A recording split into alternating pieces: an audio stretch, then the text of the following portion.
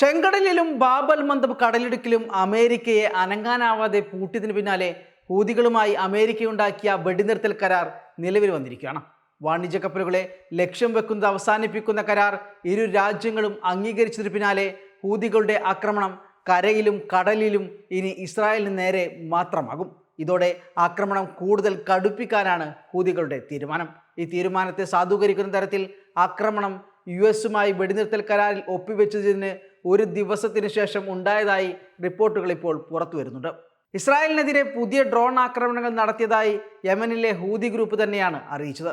ഇസ്രായേലിനെതിരായ പ്രവർത്തനങ്ങൾക്ക് അമേരിക്കയുമായുള്ള കരാർ ബാധകമല്ലെന്ന് ഗ്രൂപ്പ് അറിയിച്ചതിന് പിന്നാലെയാണ് ഇതുണ്ടായത്. ഗസയിൽ യുദ്ധം ആരംഭിച്ചതിനു ശേഷം ഫലസ്തീനികൾക്ക് പിന്തുണ അറിയിച്ചാണ് ഹൂതികൾ കപ്പലുകൾക്ക് നേരെയും ഇസ്രായേലിന് നേരെയും ആക്രമണം തുടങ്ങിയത്. ദിവസങ്ങൾക്ക് മുമ്പ് ഇസ്രായേലിനെ ഞെട്ടിച്ച് അവരുടെ ഏറ്റവും വലിയ വിമാനത്താവളത്തിലേക്ക് ഹൂതികൾ ബാലിസ്റ്റിക് മിസൈൽ ആക്രമണം നടത്തിയിരുന്നു. തെക്കൻ ഇസ്രായേലിലെ റാമോൺ വിമാനത്താവളത്തിൽ ഹൂതികൾ 2 ഡ്രോണുകൾ അയച്ചതായും ടെൽ-അവീവിലെ ഒരു സുപ്രധാന ലക്ഷ്യത്തിലേക്ക് മറ്റൊരു ഡ്രോൺ വിക്ഷേപിച്ചതായും അൽ മസീറ ടിവിയിൽ സംപ്രേഷണം ചെയ്ത ഒരു ടെലിവിഷൻ പ്രസ്താവനയിൽ ഹൂതി സൈനിക വക്താവ് യഹ്യ സരിയാണ് പറഞ്ഞത്. ആക്രമണങ്ങളുടെ ഫലങ്ങളെക്കുറിച്ചോ അവയുടെ കൃത്യമായ സമയത്തെക്കുറിച്ചോ വിശദാംശങ്ങളൊന്നും നൽകിയിട്ടില്ല.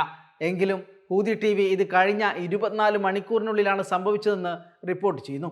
യമനിൽ നിന്ന് വരുന്ന ഒരു ഡ്രോൺ തടഞ്ഞതായി ഇസ്രായേൽ പ്രതിരോധ സേനയും അഥവാ IDF-ഉം അറിയിച്ചിട്ടുണ്ട്. ഇസ്രായേൽ യമനിലെ സന വിമാനത്താവളത്തിലും ഹൊദൈദ തുറമുഖത്തും ബോംബിട്ടതിന് പിന്നാലെയാണ് ഹൂതികളുടെ പ്രത്യാക്രമണം ഉണ്ടായത്.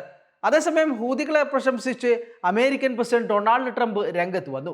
ഏവരെയും അത്ഭുതപ്പെടുത്തിക്കൊണ്ട് വൈറ്റ് ഹൗസിൽ വെച്ചാണ് ഹൂതികളുടെ ധീരതയെയും പ്രതിബദ്ധതയെയും കുറിച്ച് ട്രംപ് വാചാലനായത്. നിങ്ങൾക്കറിയാമോ, ഞങ്ങൾ അവർക്ക് നേരെ കഠിനമായ ആക്രമണം നടത്തി.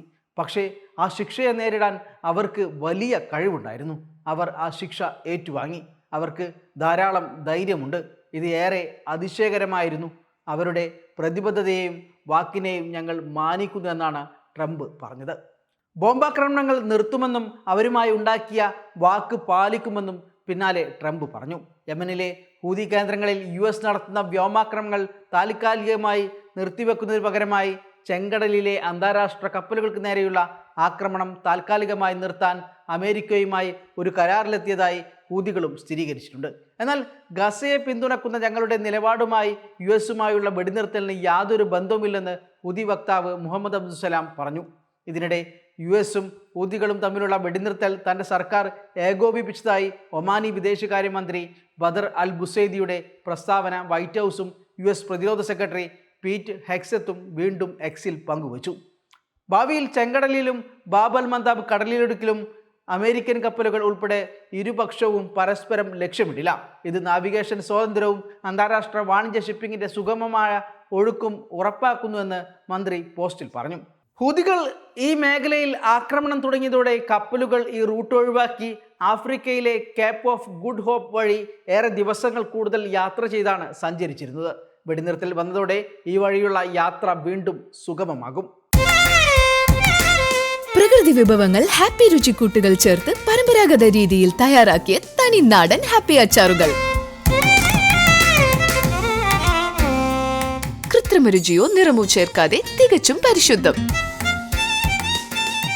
Mixed vegetable, tender mango, ginger, garlic, dates, cut mango, lemon എന്നീ രുചികളിൽ happy pickles. Happy keeps everybody happy.